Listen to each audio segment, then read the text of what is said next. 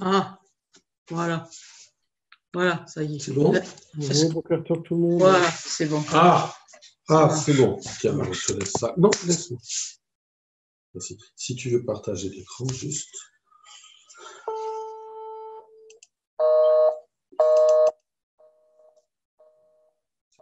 Merci. Le bruit, toi? Oui. Mets ma tête, comme ça je le vois aussi. Bah, mets-toi dessus. Si tu t'assieds à la place, toi, peut-être. Voilà. Vous m'entendez maintenant? Très bien, merci beaucoup. Bonjour. Extra. Monsieur Salpeter, il m'entend. Voilà, ça me rassure. Les H, ils m'entendent? Les H, là, c'est toujours muet. J'aimerais entendre le son de votre voix.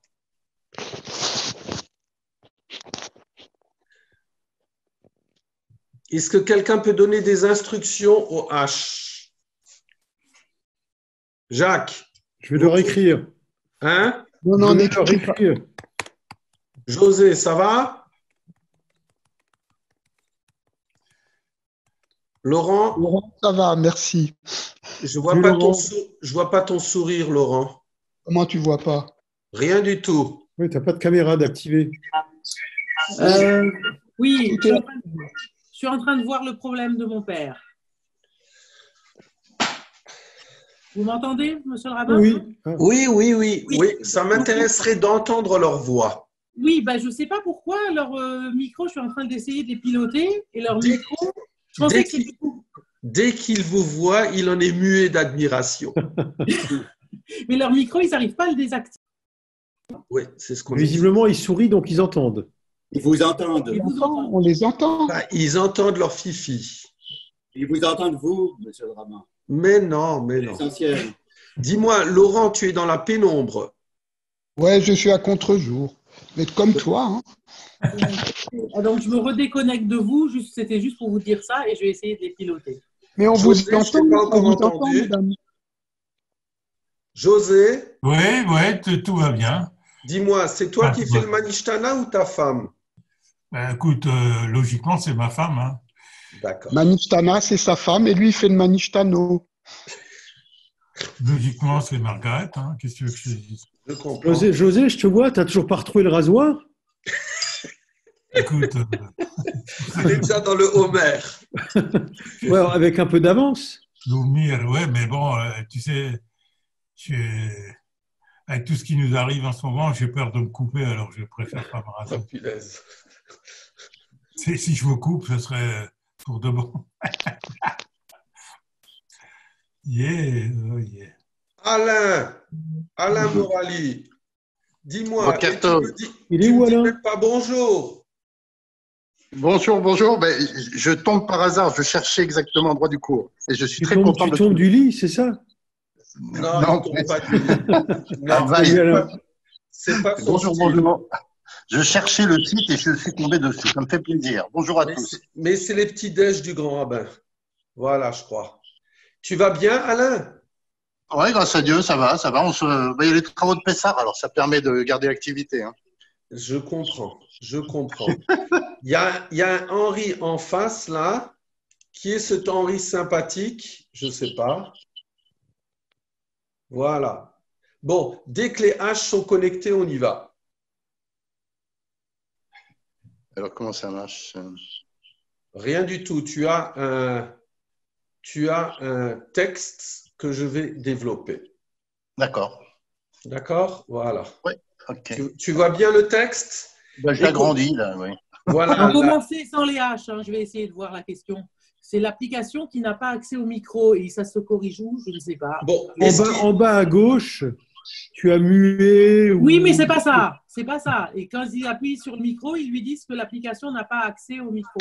Est-ce qu'ils entendent? Est-ce qu'ils voient le texte? Oui, ils vous entendent. Ils voient le texte? Pardon? Est-ce qu'ils voient le texte? Oui, ils ont tout. Très bien. Allez, on y va. Alors, on y va parce qu'à 11h maximum, on nous coupe la chic. Bon. Alors, j'ai donné un titre bizarre apprendre pour enseigner ou enseigner afin de savoir. Alors, ce qui est très étonnant, c'est que c'est évident que si chacun d'entre nous réfléchit sur la fête de Pessah, Pessah, ça signifie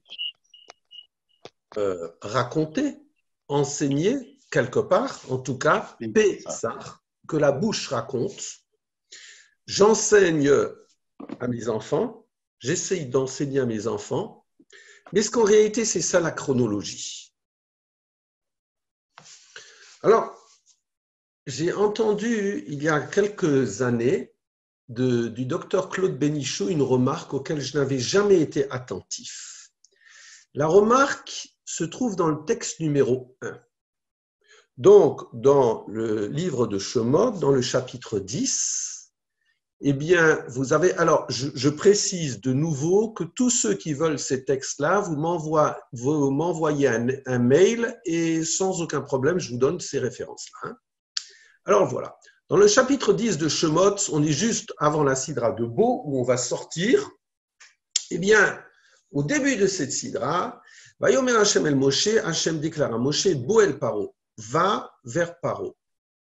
Ki ani hirbadeti et libo evet lev avadav, parce que moi j'ai endurci son cœur, le cœur de ses serviteurs, le man shiti ototai et des bekirbo, afin de placer mes signes parmi lui.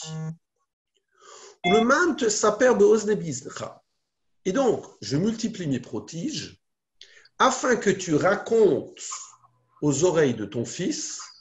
C'est marrant, je raconte aux oreilles, je ne raconte pas à mon fils.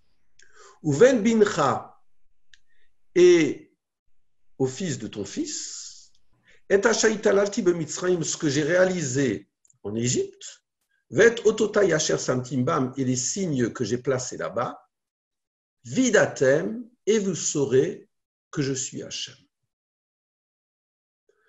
Alors, c'est très curieux, parce que normalement, on n'aurait pas employé cette chronologie-là. Normalement, puisque je suis le père de famille, l'enseignant, eh bien d'abord, je dois savoir et ensuite je raconte.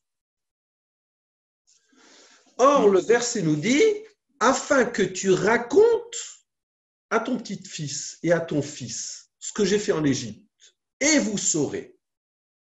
S'il s'agit de transmettre pour que lui sache, eh bien, on aurait dû dire « veillez d'où ». C'est ce que j'ai dit entre parenthèses. « Vidatem kulam » et vous saurez que je suis Hachem, vous saurez tous. « Atem vehem » vous qui énoncez la chose, qui racontez l'histoire, et les petits-enfants. Et l'onéma, veillez d'où. Alors, normalement, je me suis dit, jusqu'à présent, que la mitzvah de Pessah, c'est que je leur raconte cette histoire-là pour qu'ils sachent. Et je vois que par un retournement de la situation, eh bien, une chronologie. Tu sais, tu vas raconter, bon, on a déjà parlé hier du fait de raconter, et à partir du moment où tu vas raconter, on va voir ce que signifie raconter, toi, tu sauras. Comme si c'est en racontant que je comprends quelque chose. Et alors, j'arrive à un titre bizarre. Apprendre pour enseigner. Est-ce que finalement, je dois apprendre ce qu'est la sortie d'Égypte ou une page d'histoire pour que je l'enseigne à mon enfant? Ou peut-être, par une bizarrerie, non, mais c'est on sait en faire beaucoup, eh bien, j'enseigne afin que moi je sache. Alain, il est déjà d'accord. Ah oui. Écoute, moi, tu vois, moi j'ai mis 65 ans à comprendre des choses et un jeune comme toi comprend immédiatement les choses. Non, je peux me permettre juste une incidence, mais si on fait un cours, le principal bénéficiaire de celui qui fait le cours, c'est l'enseignant qui a passé plusieurs heures à réfléchir à ce qu'il allait dire, plus que les élèves en fait. Il fait une mise au point qui est bénéfique. Alors, on va voir ce que ça signifie. Regardez du point de vue de la halakha.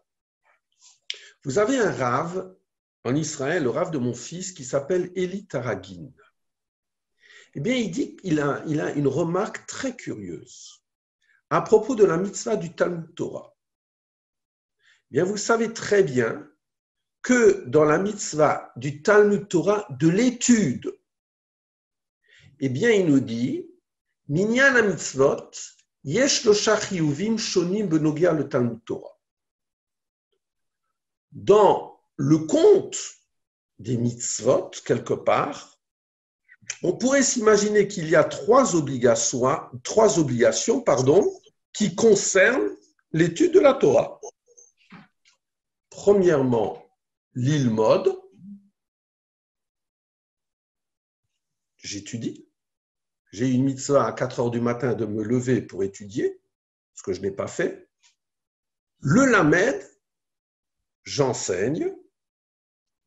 Et je peux même dire, d'après l'introduction de Rav Eli Taragin, que Chiyuv ze mitchalek l'shnayim, et que dans cet enseignement, il se subdivise en deux, banim, j'enseigne à mes enfants, veshinantam le vanecha, et ensuite talmidim, j'enseigne aux élèves. Donc c'est la raison pour laquelle Rav Eli Taragin nous dit que la mitzvah de l'étude, elle pourrait se subdiviser en 3 strates. Or, fort curieusement, il y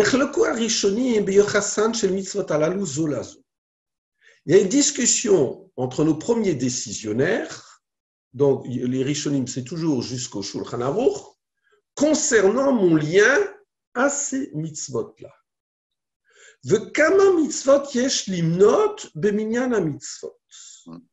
Et finalement, vous savez très bien qu'il y a le compte, les 613 mitzvot. Eh bien, comment est-ce que je les dénomme? Tout le monde est d'accord sur le chiffre. Il y a une discussion pour le contenu de certaines mitzvot. Eh bien, il y aura une discussion entre le Rambam, Nachmani, dans le Sefer Mitzvot, dans la mitzvah AC, si vous prenez la mitzvah positive numéro 11, et le SMAG, Monim mitzvah achat, shekolelet et kol shloshet ha'inyanim hanal, bien Rambam et le SMAG, contraint une seule mitzvah pour l'étude, l'enseignement et l'enseignement enfant, enseignement élève. Et ça sera une discussion avec le SMAC, Sefer Mitzvot Gadol, qui lui dénombrera 2 mitzvot, l'ilmod, le lamed, étudier et enseigner. Alors, ce qui m'intéresse et ce qui est stupéfiant, c'est ce que dit donc le Rambam. Et voilà, puisqu'il y avait ce qui était dénommé, qui était souligné par Rav Eli Taragin, eh bien, il nous dit, dans le Sefer HaMitzvot, le Rambam nous dit, je vous dis donc, dans le dénombrement, vers mitzvah Yud Aleph, la mitzvah numéro 11, Hi shetzivanu lilmod chochmata Torah, c'est qu'on nous a ordonné dans la Torah d'apprendre la sagesse de la Torah, ou le lambda, et de l'enseigner. Une seule mitzvah. La mitzvah 11, positive. En apprendre et enseigner, Vezeu shenikra Talmud Torah. Et c'est ça l'étude de la Torah. Donc, l'enseignement fera partie du Talmud Torah.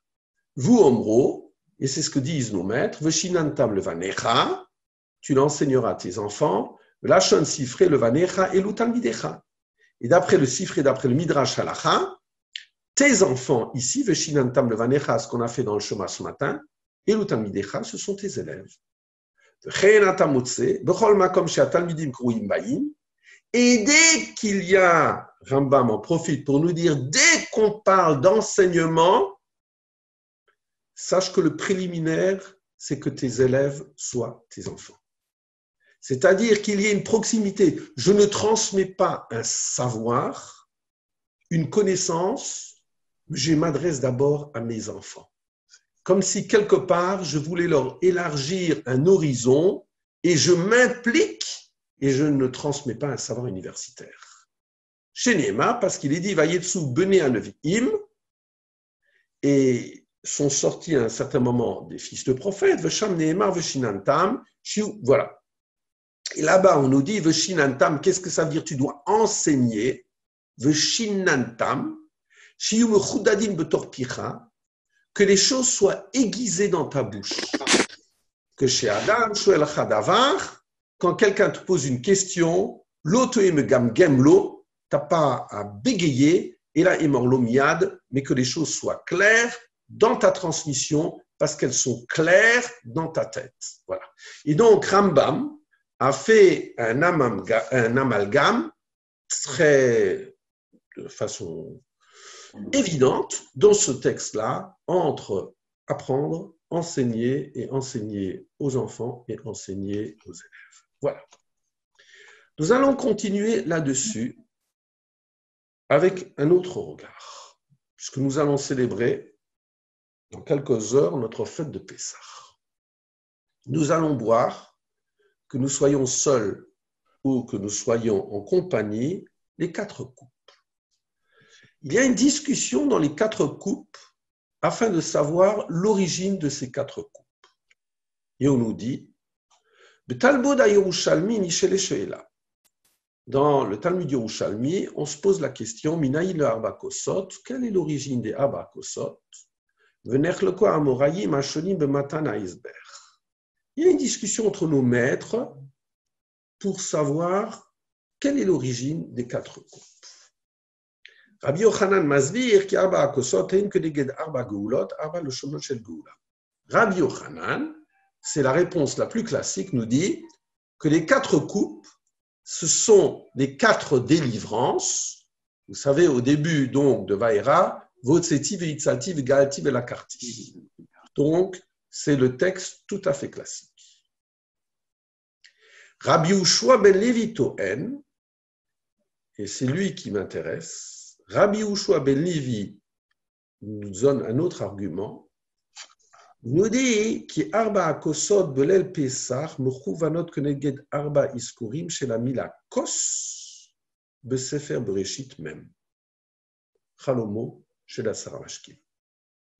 Et Rabbi Ushua ben Levi, et cet avis est aussi amené dans la Haggadah de Nerson, que beaucoup utilisent, il nous dit qu'en réalité, les 4 coupes qu'on va boire, eh bien, c'est une mention du 4 fois le mot kos dans le chapitre 40 de Bereshit, donc dans l'histoire du chef des échanges.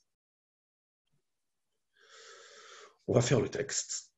Il est très intéressant. Alors, là-dessus, Nerson nous dira qu'il y a de nombreux parallélismes entre la sortie d'Égypte et l'histoire de Yosef, à savoir que Yosef a été rejeté, il a été chassé, on en a voulu, il a été mis en prison, et finalement, il a accédé très haut dans la dynastie royale.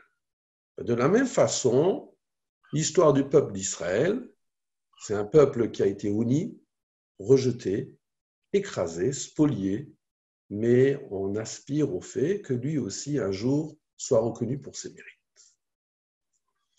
Je pense qu'au-delà de cela, il faut voir très, très concrètement au sein même du passage où il y aura 4 fois le mot coupe. Alors voilà. Donc, Bereshit, Perek même. Alors, vous vous rappelez, à un certain moment, il y a Yosef qui sera en prison. Il deviendra le chef des prisonniers. Et il y aura 2 responsables égyptiens qui se retrouveront en prison, le chef des échansons et le chef des panetiers. Voilà notre texte. Un jour, Yosef vient et il voit ces 2 ministres qui sont très contrits, voilà, très tourmentés. Et chacun déclare qu'il a fait un rêve, on connaît tous l'histoire, Et donc, Yosef a dit, tu sais, tu peux me raconter ton histoire au chef des chansons. C'est à Dieu qu'appartient l'interprétation des rêves. Il s'appelle Saramashki Metralomo le Yosef. Et donc, le chef des chansons raconte son rêve à Yosef. Et Omerlou, il lui dit, dans mon rêve, et voici une vigne devant moi. Uba Gefen Shlo Sasarigim. Et dans cette vigne, il y avait 3 sarments. Vei Porachat Altanitsa. Et donc, elle a fleuri. Altanitsa, il y a une fleur, un bourgeon qui s'est formé. Ifshiluashkelote Anavim. Et ces grappes ont mûri en raisin. Le Kos Paro Biadi, il y avait le verre de Pharaon dans ma main. Baekach et Anavim. Et donc, j'ai pris les raisins. Baesrat Otam El Kos Paro. Je les ai pressés dans le verre de Paro. Vaetetanakos Alka Paro. Et j'ai tendu le verre dans la paume, dans la main de Paro. Vayomerlo Yosef. Et donc Yosef lui dit, Zepitrono, Shloshet Asarigim Shloshet Yamimhem. Et donc Yosef lui dit, voici l'explication de ton rêve. Ces 3 sarments, ce sont 3 jours. Be'ot Shloshet Yamim, Yisa Paro et Roshecha. Dans 3 jours, Paro relèvera littéralement de nouveau ta tête. Et Vishidocha Alkanecha. Et il te rendra. Si tu veux pas qu'il t'entende, il faut appuyer sur le bouton que le micro devienne rouge. Wow. D'accord? C'est bon. C'est bon, j'entends. Et eux Tant t'entendent. mieux. Extra. Merci, Madame H. Tu fais que le micro devienne rouge et on t'entend pas. Voilà. Tu veux parler, tu ouvres le micro. Et quand tu veux parler, tu ouvres le micro.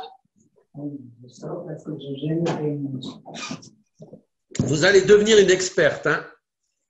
Et donc, je reprends le verset Yud Gimel. Be'ot shloshet yamim yisa paro et roshecha. Dans 3 jours, Paro te rendra ta fonction première. Vaishivecha alkanecha venatata kos paro buyado. Et tu tendras de nouveau le verre à Paro dans sa main comme Mishpat Arishon, comme ta fonction première, Asheraïta Mashkeo. Quand il y a le chef des panetiers qui entend cela, cette interprétation positive, à savoir que le chef des chansons retrouve sa fonction première, eh bien lui aussi il commence à raconter son rêve. Vaya Saraoufim qui tov patar, et le chef des panetiers a vu qu'il l'avait bien interprété. Vayomer El Yosef. Alors, les commentaires s'interrogent pour savoir d'où il savait qu'il avait bien interprété. Je ne vais pas rentrer dans les détails, hein, je reste au niveau du texte. Vayomer El Yosef, le chef des panetiers dit à Yosef, Afani Bacholemi, moi aussi dans mon rêve, Ine Shlosha Saleh Chouri al Roshi, il y avait 3 paniers ouverts comme ça sur ma tête.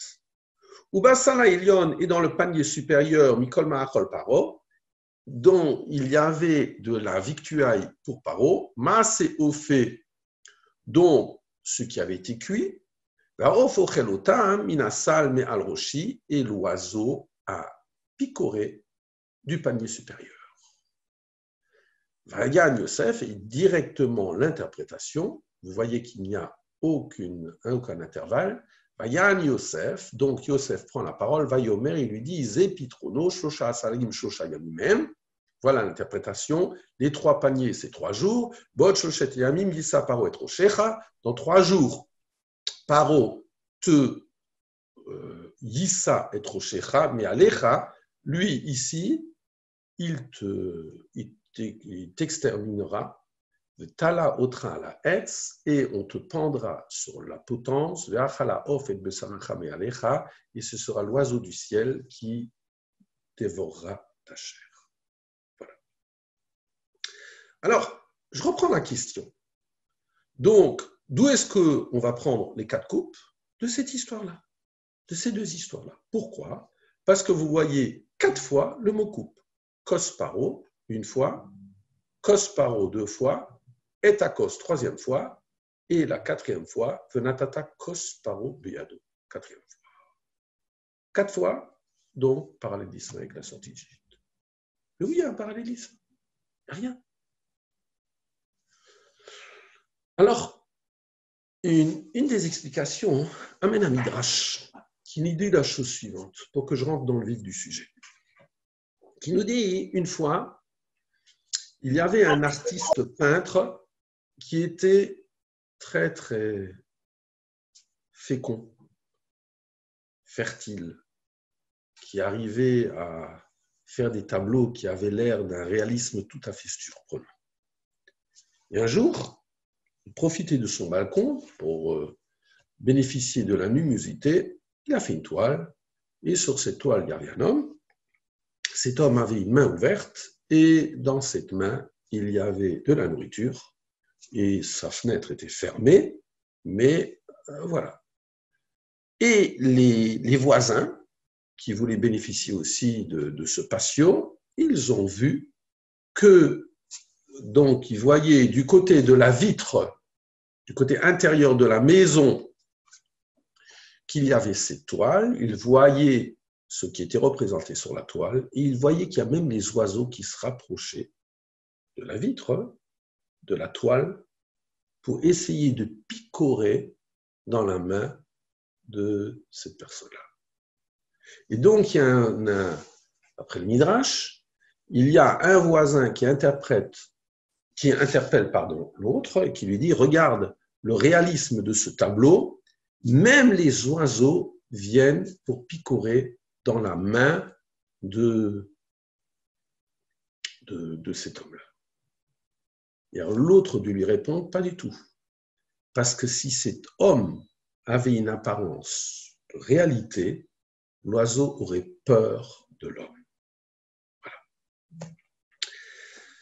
Si le Midrash nous raconte cette histoire-là, c'est qu'il y a une différence fondamentale entre le chef des échansons et le chef des panetiers. À savoir que Yosef, qui interprète, mais il comprend le sens de l'histoire. Dans la première histoire, il y a du mouvement, et un mouvement perpétuel. Regardez, vous avez des sarments, ces sarments qui poussent, qui fleurissent, qui se transforment en bourgeons, qui s'en transforment eux-mêmes en grappes. Le chef des échansons prend le verre de Paro, il découpe les raisins, il les presse et il tend le verre à Paro. Donc il y a un mouvement perpétuel, c'est de la vie. Eh bien, Yosef nous dit, de la même façon que dans ton rêve, tu ne fais qu'exprimer de la vie, eh bien, tu restes en vie. Alors que pour le panetier, c'est exactement le contraire. C'est-à-dire que le panetier, il a 3 paniers. Est-ce qu'on le voit mettre les paniers sur sa tête? Pas du tout. Dans le panier supérieur, il y a des victuailles. Est-ce qu'on les a vus cuire, ces victuailles? Absolument pas. Enfin, il y a les oiseaux du ciel qui se rapprochent pour picorer du panier supérieur. Est-ce qu'il les chasse? Néni. Eh bien, Yosef interprète. Mais tu es mort, mon pauvre. Tu es mort dans ton histoire. Tu es mort dans ta réalité de vie. Et il me semble que si le Midrash, la Gemara plutôt, nous dit que les 4 coupes viennent de là, c'est parce que ce même danger me menace. À savoir, qu'est-ce que je suis en train de faire le soir de Pessah? Est-ce qu'en réalité, je raconte une histoire telle l'ancien combattant qui raconte une histoire et au maximum on l'écoute par kavod? Ou est-ce qu'en réalité, j'aimerais exprimer une leçon essentielle de vie, pas simplement raconter une histoire, mais raconter une implication? C'est cela le défi de Pessah. Est-ce que Pessah, c'est de raconter une histoire qui s'est passée il y a 3000 ans? Eh bien, il y a beaucoup d'histoires de ce style. Ou est-ce que et donc là, je serai comme le chef du panetier. c'est une histoire qui, voilà, où je ne vis plus. Ou au contraire, est-ce que le soir de Pessah, est-ce que durant la fête de Pessah, c'est une histoire où la sortie d'Égypte, elle s'est passée quand? Ben, elle se passe aujourd'hui. Je descends en Égypte, je vis l'Égypte, je sors de l'Égypte. Ben, c'est cela le défi de la Haggadah. Cette année, je ne sais pas dans quelles conditions on le fera, mais toujours est-il que c'est cela le défi de la Haggadah. Donc, on va le voir dans les mots. Donc, par rapport à un passage que vous connaissez tous, dans la Haggadah. Baruch hamakom baruchu, baruch shenatan Torah le'amu Yisrael baruchu. C'est clair jusqu'à présent, mes chers amis? Oui? Oui, vous entendez un peu, hein? Oui, c'est bon. Je vois que chacun coupe son micro, il a peur d'interrompre. Mais vous n'êtes pas à la choule, vous avez le droit de parler, hein? Voilà. Alors, donc, il y a notre ami qui doit vraiment se dire qu'il a vraiment un problème avec sa choule, hein? Bon, alors, donc, on nous dit dans la Haggadah, au niveau des 4 enfants, Baruch HaMakom, béni soit Makom, on parle de Dieu comme le lieu, je ne vais pas rentrer là-dedans, Baruchu, Baruch Shenatan Torah l'Am Yisrael, Baruchu, béni soit celui qui a donné la Torah à son peuple d'Israël. Tiens, c'est intéressant. La Torah, je me rappelle juste de ce que m'a dit Rambam, que apprendre et enseigner, ben, c'est peut-être la même chose. Et c'est à ce moment-là, au moment où je m'adresse à mes 4 enfants, que je remercie celui qui est à la source de mon apprentissage. Que Neged Arba Banim Dibra Torah, par rapport à 4 fils, la Torah me parle, Echat Racham, Echat Rasha, Echat Tam, Echat Sheino Yodi Alishol. Alors je vous ai un petit peu rempli avec certaines origines du verset complet. Racham Omer. Le Racham, qu'est-ce qu'il dit? Voilà le début qui n'est pas mentionné dans la Haggadah. Donc, vous avez la référence, donc Devarim 6.20. Ki yishalcha bincha machar lemor, lorsque ton fils te questionnera demain en disant Ma'edot v'achukim ha'mishpatim ha'shetiv ha'Hashem Elokinu etrem, Ma'edot v'achukim ha'mishpatim ha'shetiv ha'Hashem Elokinu echem, j'aurais dû l'effacer, parce que j'ai fait des montages. Quelle est la signification des témoignages, des décrets et des lois, etc. Et toi aussi, le père, tu dois lui répondre. Ben, tu sais, le sens ultime de Pessah, c'est cet afikoman. Disons. Racha, Maomer, et la référence sera Shomot 12, 26, Ve'aya, Kiyomru alechem benechem. Lorsque vos fils diront.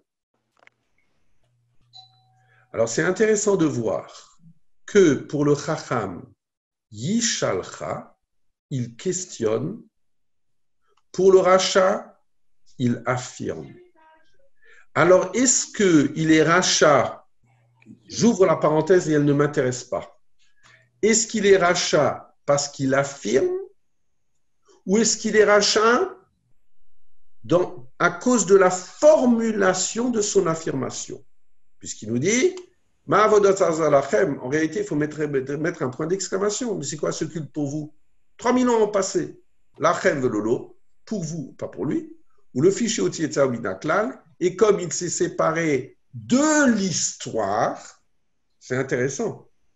Il s'est séparé de l'histoire. On ne dit pas il s'est séparé de Dieu, il s'est séparé de la Torah. Pas du tout. Il se sépare de la collectivité. Il y a une brisure entre son vécu et l'origine. Toi aussi, donc, tu dois lui casser les dents, et tu diras, alors voilà, c'est ça qui m'intéresse, le début. Tu diras à ton fils, ce jour-là, en ces termes, donc je ne réponds pas au rachat quelque part. Je dis ma vérité. C'est pour ceci qu'Hachem a agi pour moi lors de ma sortie d'Égypte. Li, lolo. ma sortie, pas la sienne. Iloyacham, Loyanigal, s'il n'avait été là-bas, il n'aurait pas été sauvé. Qu'est-ce que ça dit? Mais je lui dis peut-être pas du tout ça. En réalité, je ne fais qu'exprimer à haute voix ce qu'est ma vérité. Et ma vérité, c'est ce vécu-là. Le tam, vous avez, je vais pas rentrer dedans, et le she'enu yodea lishol, ad petachlo. Alors c'est intéressant de voir que vous avez le rachat, et le she'enu yodea lishol, celui qui ne sait pas questionner, eh bien, à celui qui ad petachlo, tu dois lui ouvrir la bouche. On connaît toutes les explications. Pourquoi? D'où tu sais? Veigatal vilcha, bayamaoul est mort, ba'avurze as Hashem li betzet Mitzrayim. C'est pour ceci que Hachem a agi pour moi lors de ma sortie d'Égypte. Alors, il y a remarqué que vous voyez que c'est exactement la même réponse qu'on donne à celui qui ne sait pas questionner et au rachat. Ba'avurze as Hashem li betzet Mitzrayim. Et je vous ai mis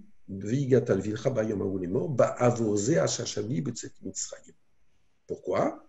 Parce qu'on nous dit que quelqu'un qui ne sait pas interroger, qui ne sait pas questionner, eh bien, il est en passe de donner des affirmations et de devenir rachat. Très classique. Ce qui m'intéresse, très simplement, pour ne pas être trop long, c'est de voir que la Haggadah, une des premières phrases sur lesquelles elle nous force à réfléchir, c'est celle-là. Ba'avurze asa Hashem li betzet Mitzrayim, c'est pour ceci qu'Hachem a agi aujourd'hui, enfin, il a agi pour moi lors de ma sortie d'Égypte. C'est ça que je dis au rachat, et c'est ça que je dis au she'enu yodea lishol.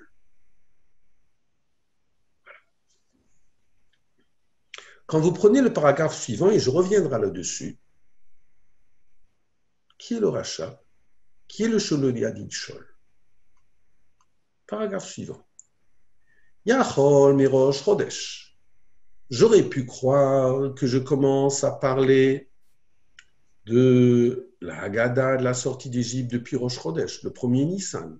Pourquoi le premier Nissan?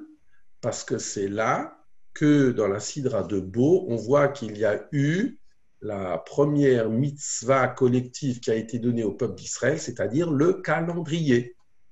Or, la liberté, c'est d'abord savoir maîtriser son temps, la maîtrise du temps. C'est la raison pour laquelle c'est la première mitzvah collective qui a été donnée.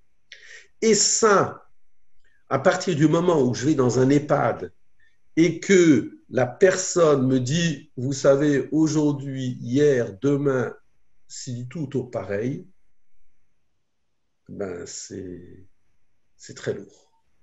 Très lourd, très dangereux. Et c'est la raison pour laquelle les Chacham, ils m'ont parfaitement compris cela. Dieu a parfaitement compris cela. Et donc, dans ma sortie d'Égypte, la première fois où il y a eu cette annonce-là, c'est dans la sortie d'Égypte. Le premier Nissan. Et donc, c'est quelque chose de tellement important de devoir maîtriser son calendrier que la Haggadah me dit Yachol mirosh chodesh, mais c'est évident que comme c'est la marque obligatoire de la liberté, eh bien, que j'enseigne ça à mon fils à partir de Rosh Chodesh, dans le Chinuch. Talmud lomar bayamahu. Pas du tout. Tu en parleras ce jour-là, le 14 Nissan. I bayamahu yachol mi be'od yom. Si c'est le 14 Nissan, eh bien, pendant la journée. Pourquoi? Parce que pendant la journée, eh bien, j'amènerai le Korban Pessah, quand Jérusalem existait. Donc, j'étais déjà dans cette atmosphère de fête. Je fais le Bitul Makametz. Pas du tout. Talmud Lomar, non, tu n'en parles pas à tes enfants à ce moment-là, mais tu en parles et c'est pour ça qu'entre crochets, je vous ai remis ce qui n'apparaît pas dans la Haggadah, Veigata le vincha bayom haou mort, et tu feras la Haggadah à ton fils ce jour-là. C'est quoi ce jour-là? Ba'avourze. Quelle est la suite de Ba'avourze? Asa Hashem li. Hashem a agi pour Claude Spingarn, lorsque Claude Spingarn sort d'Égypte. Ba'avourze lo amarti ela b'shah sheyesh matzah u'karov munachim lefanecha. C'est au moment où j'ai devant moi, sur ma table, matzah et maror. Alors, c'est très curieux de voir, est-ce que finalement, la relation entre les 4 enfants et notre paragraphe qui parle du moment où il y a la transmission, est-ce que l'accointance qui est là entre ces 2 passages ne serait que de l'ordre du hasard, ou est-ce qu'il y a quelque chose de beaucoup, beaucoup plus fondamental? C'est qu'en réalité, lorsque tu veux répondre à ton enfant, eh bien en réalité, tu sais quand tu lui réponds? Quand tu te réponds à toi-même. C'est exactement le même verset. Ba'avourze. À qui j'ai dit ce verset-là? Ben, regardez juste. Ma'avoda azot, vigat alvincha, ba'avourze, asachem li, betseti mitzrayim. C'est ça, la même chose. Et le sheno yodi lishol, ba'avourze. Comme si quelque part, eh bien, je dois vivre le fait que la sortie d'Égypte, c'est pas il y a 3000 ans. Yachol merosh chodesh. Alors que c'était un moment fantastique, que l'ordre de devoir maîtriser le temps, de savoir que chaque minute me permet peut-être de construire un monde. Mais ça, je veux l'enseigner à mon fils. Pas du tout. Tu sais quand tu l'enseignes. Au moment où toi-même, le père, tu vis l'événement. Quand cet événement, quand je commence à comprendre que la sortie d'Égypte, eh ben, c'est maintenant, c'est ce soir, je trouverai les mots pour transmettre. Pourquoi? Ben, de nouveau, c'est le même titre. Parce que je ne veux pas enseigner, mais je veux vivre afin de savoir.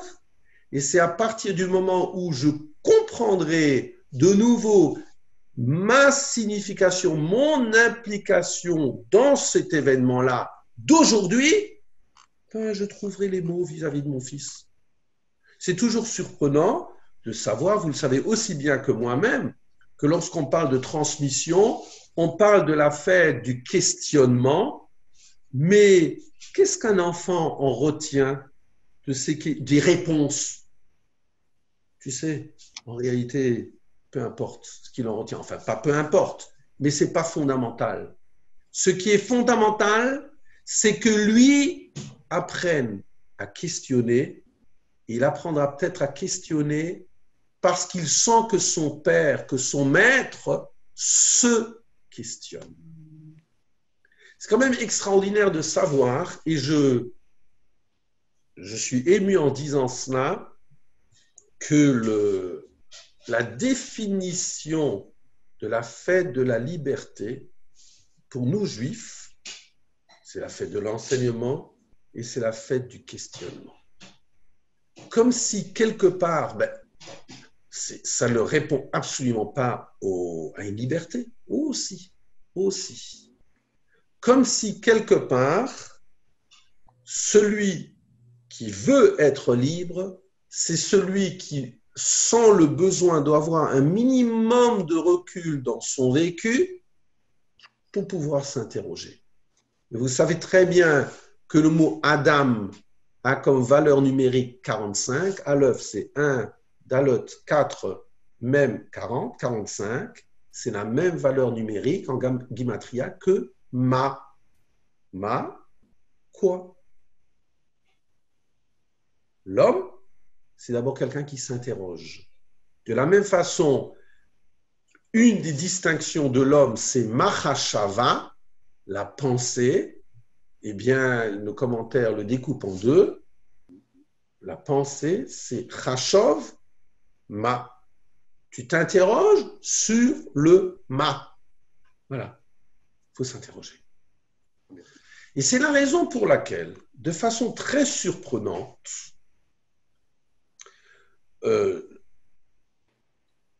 on va voir un passage de Torah et on va voir comment il sera exprimé dans la Haggadah. Vous avez dans Devarim, dans la Sida de Kitavo, le chapitre 46. Et là, lorsque tu pénètres en Eretz Israël, tu sèmes, tu as des récoltes, tu offres les produits. Hein?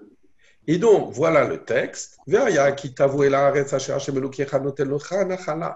Lorsque tu pénétrais dans le pays que Hachem te donne en héritage, Virishtak, tu en prends possession, Viyashaftaba, que tu t'y installes, de la Karta Mirishit Kolperi Adama, et tu prendras des prémices de tous les fruits de la terre, donc les 7 fruits, Asher Tavi Miatzera, que tu amèneras de ta terre, Asher Hachem Lokecha Noten Lach, que Hachem te donne, Vesam Tabatene, tu les mets dans un panier.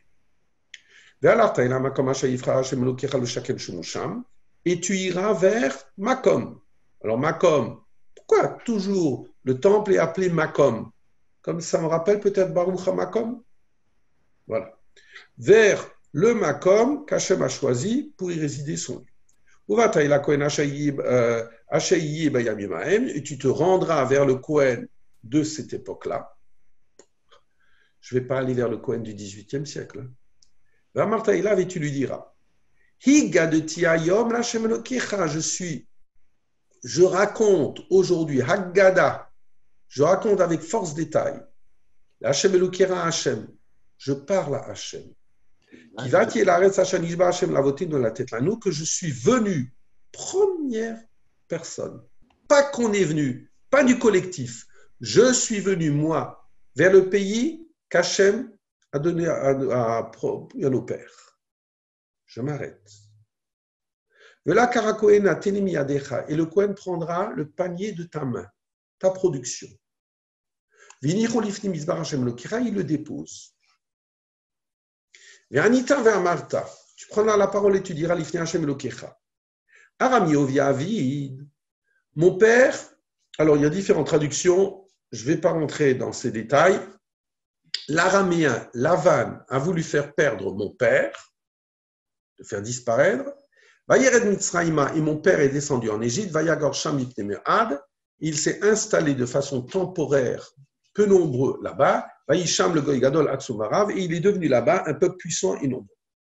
Vayareunu de Mitzraïm, les Égyptiens nous ont fait du mal. Vayanunu, Vayitnu Alinu Avodakasha, ils nous ont opprimés et ils nous ont imposé du travail lourd. Nous avons imploré Hachem, Vaishma Hachem et Kolinu, Hachem a entendu notre voix, Vayaretoni, nous il a vu notre misère, Vetamalenu, notre amal, notre labeur, Vetlachatsenu et notre oppression. Vayotzi Hachem Mitzrayim Yatrazakom Izora Notuya Ubumu Agadol Vutot Movtim, et Hachem nous a fait sortir avec un bras étendu, etc. Des signes et des prodiges. Vayuvenu El Amakomazé, et il nous a fait venir vers ce lieu où je suis maintenant. Il nous a donné ce pays, Eretz Zavatra Louvudrash. Voilà. Donc ça, c'est le passage de Kitavo. Dans la Haggadah, à un certain moment, la prescription du point de vue de l'Halacha, Yaniar Kos Akos Miado, il doit déposer le vers qu'il avait juste avant, puisqu'avant il venait de dire Vehi She'amda, il venait de le chanter. Je dépose le vers, Vigale et Amatzot, je dévoile les matzot, et je commence à raconter mon histoire. Et voilà ce que dit la Haggadah. C'est où le mad. Sors un petit peu de toi-même et apprends.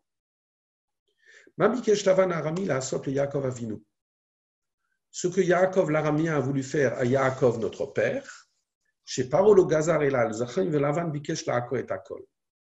Paro ne voulait avoir un décret d'extermination que sur les mâles, et Lavan voulait déraciner le tout. Chez les mâles, parce qu'il est dit Arami Ovedavi. Vayired Mitzrayim, Vayagor Sham Timemeod, Vayisham le Goy Gadol Atsum. Je ne vais pas maintenant parler sur la comparaison entre Paro et Lavan. J'aurais des choses à dire, c'est un passage difficile, je ne rentre pas là-dedans. Ma question, c'est la suivante. Voilà. Voilà la question que je vous mets en crochet. Lama Abal Agada Lakach et Mukorot Hashibud Mi Sefer Dvarim Velomea Sipur Atzmo Le Sefer Shemot. Pourquoi le Baal Agada? Pourquoi celui qui a composé ce texte-là qu'on lit? Pourquoi les références va-t-il les prendre du livre de Devarim, ça, là où il y a les prémices, et non pas du livre lui-même, principalement du livre de Shemot? Il va droit au but. Tu as eu l'événement qui a été vécu, et bien c'est là-dessus, tu vas parler de l'asservissement d'Égypte. Alors comment ça se fait que l'asservissement d'Égypte et la situation qui était en Égypte, pourquoi la référence c'est le livre où on parle des prémices et non pas le livre dans lequel ça s'est passé? Alors regardez, simplement. Voilà. Vayeret Mitzrayim. Le peuple est descendu en Égypte, Anus Alpia Dibour, bon, c'était décrété par Dieu. Vayagor Sham, il s'est installé là-bas. Melamed Shelu Yarat Yaakov Avinu Yishtakia B'Mitzrayim Ela Lagur Sham. Ça vient t'apprendre que Yaakov Avinu ne voulait pas s'installer en Égypte, mais y être de façon temporaire pendant la disette. Chez les Mar, parce qu'ils ont dit dans Bereshit, Vayamru El Paro, les enfants de Yaakov, lorsqu'ils t'adressent à Paro, ils disent la Gorbaretz Banou, on est venu de façon temporaire, guerre, qui est enmiré là-dessus, la Cherlavadecha, parce qu'il n'y a pas de troupeau pour tes serviteurs, il y a la disette, qui et donc que tes serviteurs s'installent dans le pays de Goshen. Bim teme'at, on est venu peu nombreux. Comme chez les Mar, Nafesh, Yardu Avotenu Mitzrayim, c'est à 70 qu'on est descendu. Mais qu'est-ce que tu me parles de Shivim Nafesh? Mais pourquoi tu ne me dis pas simplement, eh ben, tu vois dans la Torah, dans la fin de Bereshit, qu'on est descendu à 70. Tu vois que dans la fin de Bereshit, qu'on est venu de façon temporaire. Ratsum Verav, je saute. Comme chez les Mar, Bnei Israël, Paro, Vaishretsu, Vayebu, Vayatzmi, Bimod, Vatimale Aretz Otam. Et la terre s'est multipliée, c'est dans Shemot. Alors pourquoi? Pour illustrer le fait que nous, on est devenu un peuple nombreux et imposant, la référence que l'on amène est la référence de Shemot et non pas la référence, ben vous voyez ici, etc. Mais pourquoi les références viennent des Bikurim et pourquoi les références ne viennent pas du moment où c'est arrivé? La réponse, c'est en réalité de savoir ce que je fais de mon histoire.